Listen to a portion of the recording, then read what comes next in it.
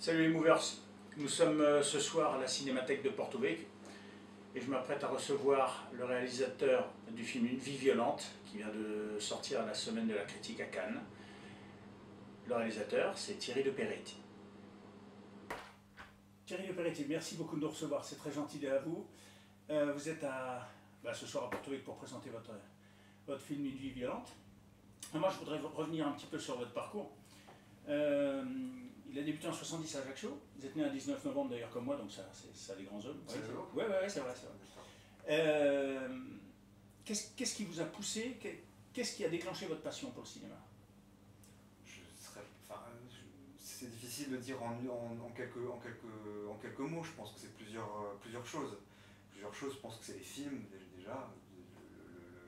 Le fait de voir des films et d'avoir envie pas d'y être, mais de quelque chose, voilà, d'une certaine façon de participer ou de faire quelque chose avec, voilà.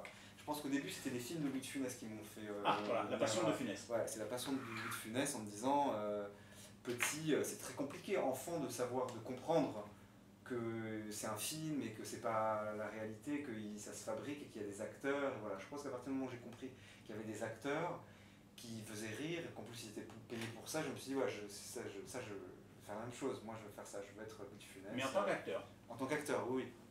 Moi, mon parcours, il passe d'abord par le fait d'être acteur et de faire une formation d'acteur et de jouer et d'être au théâtre, et voilà, c'est d'abord ça. Vous avez fait le cours Florent? Et j'ai fait le cours Florent quand je suis parti d'Ajaccio à 17 ans, ouais, j'ai fait ça pendant 3-4 ans. Acteur, metteur en scène au ciné et au théâtre, est-ce que vous aimez particulièrement cette image de multicarte? Ça ne me dérange pas, après je ne suis pas sûr d'être si multicarte que ça, c'est plutôt des périodes qui font que je suis plus à un endroit qu'à un autre. Il n'y a pas tant de différence que ça pour moi entre le fait de jouer. Évidemment c'est pas les mêmes médiums, c'est pas les mêmes techniques, c'est pas les mêmes... Mais pour moi c'est un peu le même mouvement, quoi, de jouer et puis tout d'un coup de passer à l'organisation de quelque chose au théâtre. Et puis au cinéma, les récits changent, la façon de raconter et le type d'histoire qu'on raconte change un petit peu, mais c'est pour moi un seul et même mouvement. Après, voilà, il y a des techniques différentes, les langues ne sont pas les mêmes, mais disons la recherche, ce qui m'amuse, ce qui me plaît, ce qui m'excite, c'est à la fois le travail en groupe, en bande, alors qu'il soit quand je joue ou quand je mets en scène au théâtre ou au cinéma, c'est ça qui m'amuse, c'est la fête à plusieurs et la réflexion commune menée, que ce soit sur le texte d'un poète au théâtre ou sur un récit comme là, Une vie violente au cinéma. C'est le mener à plusieurs. Est-ce qu'on n'est pas un petit peu plus isolé en tant que metteur en scène qu'en tant qu'acteur? Ouais. Ça dépend de son rapport à la solitude, mais en tant qu'acteur, on peut être très seul aussi, on est très seul. Les questions qu'on se pose en tant qu'acteur, elles sont vraiment entre soi et le rôle et un texte et soi. On n'a pas de retour autre que celui du metteur en scène, donc c'est pas la même solitude, c'est pas le même rapport au groupe, c'est pas le même rapport à la solitude, mais ça dépend comment on vit les choses. En 2013, vous réalisez votre premier long métrage, Les Apaches, dont on va regarder la bande-annonce.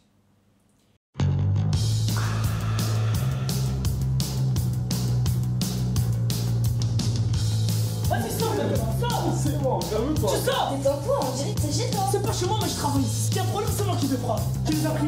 T'es sérieux quoi? Ils vont même pas s'en apercevoir! Mais c'est pas vrai, vous en avez rien à foutre! Salopard! On va appeler les gendarmes, tu crois? Comment ça se passe ici? Si tu as besoin de rien, tu les appelles. Voilà comme ça se passe. T'as pas vu des jeunes traîner là-bas, tu sais? De toute façon, il va pas te le dire. Aziz, viens. T'as pas entendu parler de quelque chose par hasard? On va regarder s'il y a tout. Mais tu lui as pas dit pour les fusils. Quel fusil? Qu'est-ce qu'on s'en fout de ces fusils de merde? Tu vois pas que c'est notre vie qu'on risque? Tu veux que je te dise quoi? 30 000 euros, ils valent ces fusils. Avec ça, on refait une vie. Je veux plus te voir nulle part. Ça veut dire, je m'en bats les couilles. Tu restes au 4 chemins. Tu as les kebabs, tu as ta mosquée, tu as tout le reste. Tu as compris ou pas? Ils ont menacé tout le monde au quartier. Ils ont dit que ça allait être un bain de sang d'avant. Qu'est-ce que tu racontes? C'est en train de déraper tout ça. Je veux pas finir dans le maquis, moi. Ce qui paraît, tu veux aller balancer. Quoi? C'est pour ça que vous m'avez amené, ces bandes de clochards.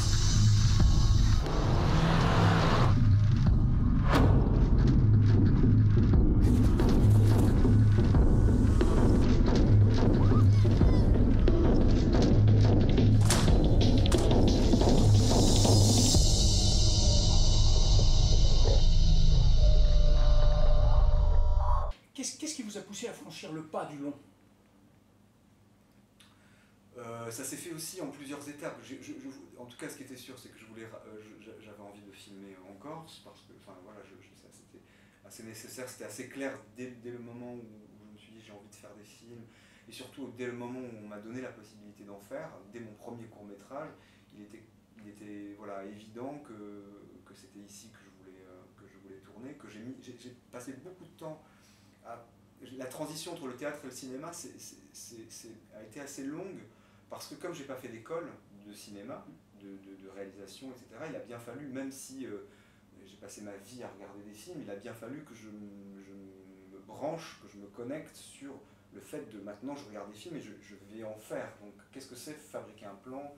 Qu'est-ce qui fait que c'est du cinéma? Qu'est-ce qui fait que c'est pas du cinéma? Comment, voilà, il a bien fallu que je me pose d'autres questions que celles de simple spectateur. Donc ça a mis du temps. Et dans ce temps, j'ai écrit un premier film que j'ai pas mené au bout, qui s'appelait Le Nouveau Dragon, qui se passait à Ajaccio, qui était une chronique de la jeunesse, qui était plutôt une comédie italienne, vitellonienne, peut-être que je le ferai un jour. Et j'ai pas été au bout de ce film-là. J'ai pas été au bout parce que je trouvais pas, voilà, mon écriture n'était pas assez précise, pas assez, voilà, en tout cas j'ai mis 2 ans à ne pas mener au bout ce projet-là, quoi. Et je suis tombé sur le fait divers qui est le point de départ des Apaches, qui se passe à Porto Vecchio, et tout d'un coup tout s'est éclairé. Il m'a paru absolument nécessaire qu'il fallait que si je voulais parler de la Corse aujourd'hui, cette tragédie-là me permettait la confrontation avec cette tragédie-là me permettrait d'en rendre compte de façon correcte et de façon complexe. Il ne s'agissait pas de reproduire ce fait divers, mais en tout cas là aussi d'amorcer une réflexion avec voilà, les paramètres de ce drame-là, avec la ville, avec la jeunesse, avec plein de problématiques qui sont liées à la fois à la tragédie et aussi au film. Donc voilà, c'était aussi de tomber sur une histoire. C'est ce que je dis des fois, c'est un peu théorique comme ça, c'est que c'est pas tellement les histoires. Enfin, moi j'ai l'impression que c'est pas tellement.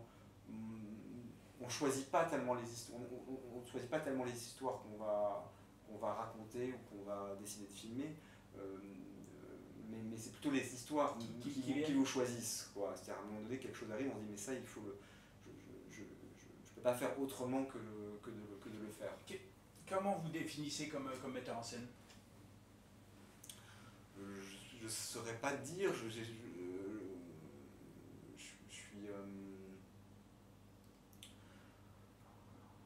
J'ai fait que 2 films pour l'instant, donc on verra. C'est un peu si je me commence à faire une espèce d'auto-réflexion au bout de 2 films, je vais vite tourner en rond. Mais disons que ça dépend des projets, ça dépend des films.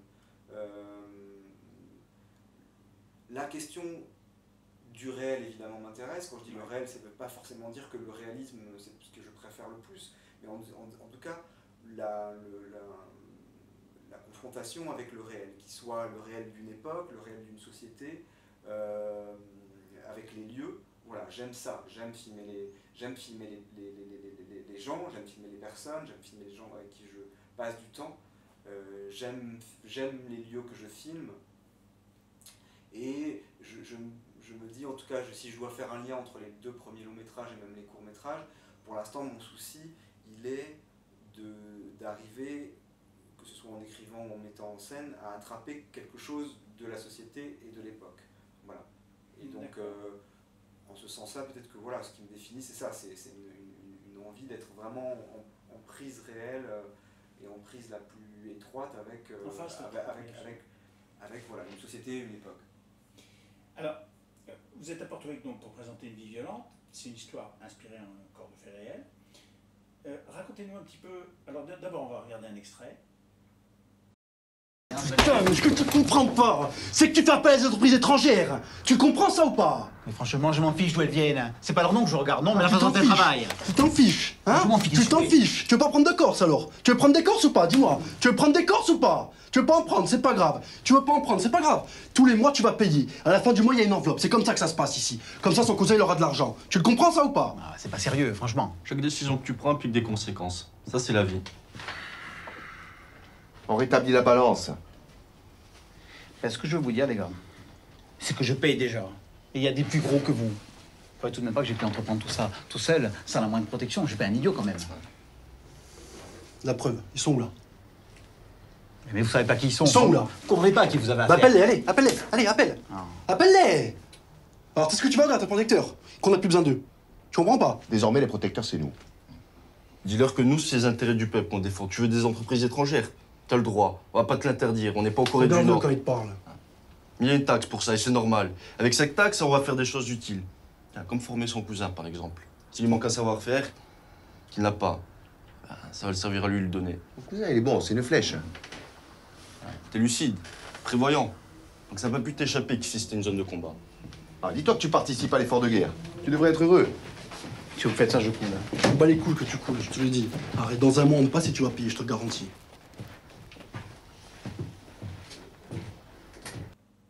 Et racontez-nous un peu la genèse de ce projet. La genèse de ce projet, c'est pareil, c'est un peu ce que je disais avant, c'est que ça faisait longtemps que je cherchais que je cherchais un récit ou des personnages ou une situation qui me permettent d'attraper quelque chose de la Corse contemporaine. Il se trouve qu'Une vie violente se passe est pas complètement contemporain, oui, parce qu'il se passe entre 97 et 2001, mais peu importe, parce que je sais pas, le film n'est pas une reconstitution, il est une évocation, donc il a un dialogue entre une époque, la nôtre aujourd'hui, 2017, et il y a déjà 15-20 ans. C'est ce dialogue-là qui m'intéresse. De quoi on se rappelle de ce moment-là, plus que la reconstitution exacte. Oui. C'était pas ça le projet. Et que je cherchais depuis longtemps. Je passe mon temps entre Paris et la Corse, entre la Corse, on va dire, et le reste, et ailleurs. Le reste du monde. Et donc, voilà, je travaille avec des collaborateurs, des artistes, des personnes qui ne sont pas forcément en Corse. Une partie de mes amis sont en Corse, une autre partie sont à Paris, sur le continent, ailleurs. Et que je remarquais que j'avais toujours eu beaucoup de mal à raconter qu'est-ce qui m'avait construit, d'où je venais. Voilà, c'est-à-dire j'avais beaucoup de mal à parler de la Corse, à raconter que j'avais grandi dans un endroit qui était exactement le même que beaucoup de gens de ma génération qui n'auraient pas été corse, mais qu'il y a un endroit qui n'était pas tout à fait le même, et cet endroit qui n'était pas tout à fait le même, il avait à voir avec la politique, il avait à voir avec la violence, voilà. En tout cas pour les gens de ma génération, c'est-à-dire les gens qui sont nés dans les années 70, qui étaient sur le point d'avoir 30 ans dans les années 2000. Après, ça change, peut-être pour des gens de générations différentes. Et je me disais comment arriver à raconter ça autrement que par des mots.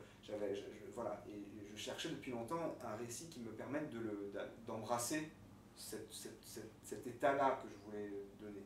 Et que je me suis, je suis retombé sur le parcours atypique et tragique d'un jeune militant nationaliste qui avait à la fois qui était exactement de la génération et qui avait évidemment pas le même parcours que le mien, mais qui avait le même background un peu socio-culturel, oui. Voilà, les mêmes origines sociales. Et je me suis dit, tiens, voilà, ce jeune homme-là,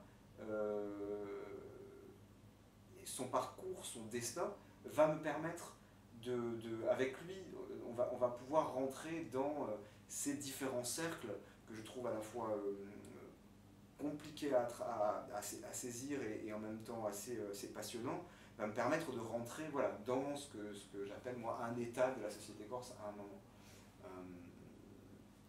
Voilà. Et qu'en plus le film questionnait des problématiques politiques, des problématiques humaines qui au moment où j'ai commencé à écrire, m'intéressait. Justement, quel est le plus gros problème que vous avez rencontré sur ce film? C'est l'écriture.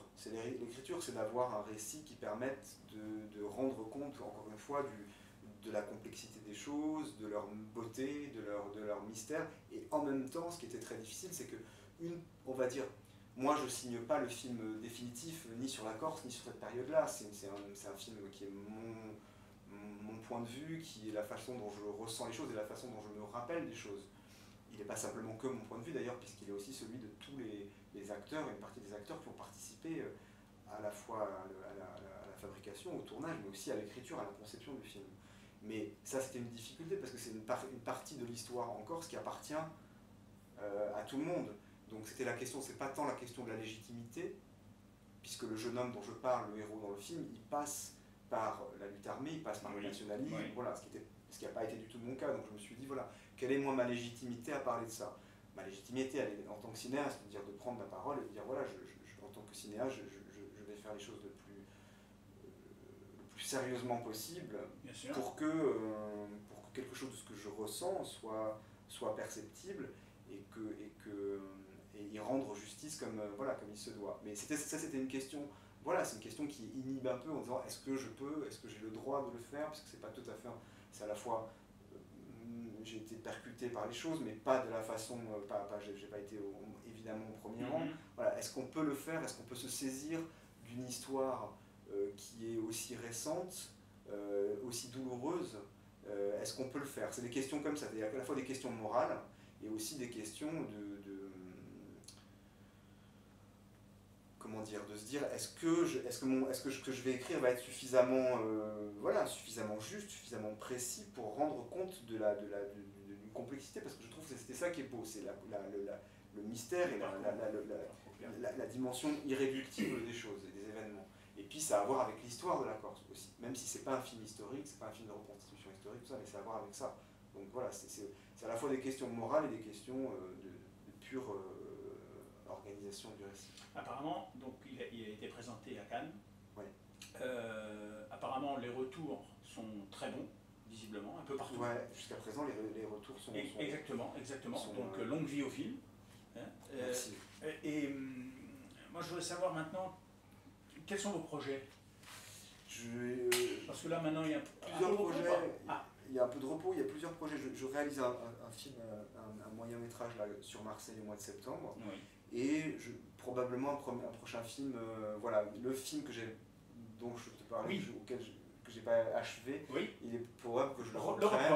Voilà, c'est un film qui est un portrait d'Ajaccio, là, pour le coup, puisque c'est ma ville et que chaque fois que je tourne, je veux tourner à Ajaccio, mais le destin m'amène soit à Porto Vecchio, soit à Bastia, voilà. Donc ça sera peut-être... Film, pas documentaire. Mais film, de fiction. D'accord, fiction, fiction, d'accord. Merci beaucoup de nous avoir reçus, c'est très gentil. Max. Et puis vraiment, longue vie au film aussi, il faut quand même le dire. Oui, enfin, de passage. Bon. Merci beaucoup. Merci.